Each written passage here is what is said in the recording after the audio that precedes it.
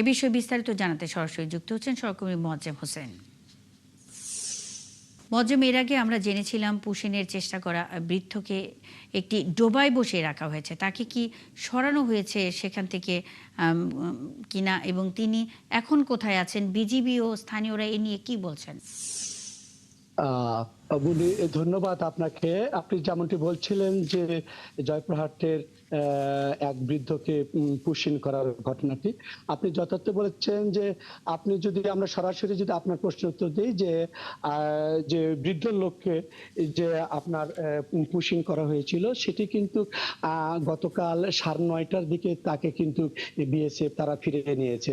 আপনাকে বলে রাখি যে গতকাল সারাদিন পর্যন্ত এই যে আমার পিছনে যে দেখতেছেন, আমি একদম কিন্তু সীমান্ত এলাকায় রয়েছি। এই সীমান্ত এই এই খালটা পার হলেই কিন্তু সীমান্ত। এই ডোবার মধ্যে কিন্তু বৃদ্ধ লোকের দীর্ঘ সারাদিন পর্যন্ত কিন্তু পানিতে রাখা হয়েছিল।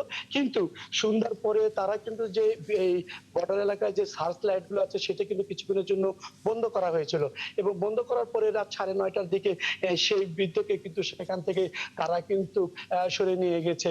তারা বিএসএফ তারা কিন্তু সরে নিয়ে গেছে।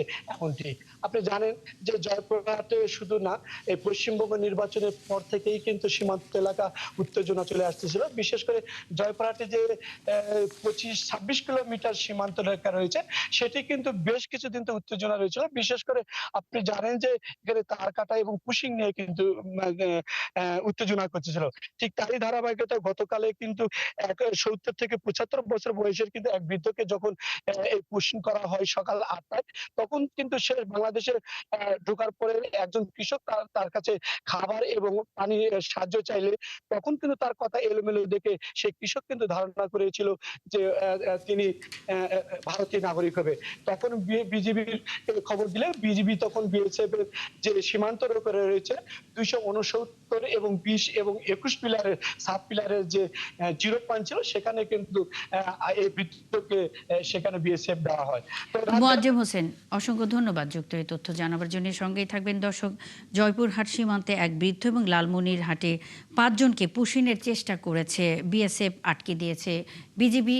এ বিষয়ে সবশেষ খবরাখবরে জয়পুরহাট থেকে মোয়াজ্জেম হোসেন আমাদের সঙ্গে এতক্ষণ যুক্ত ছিলেন।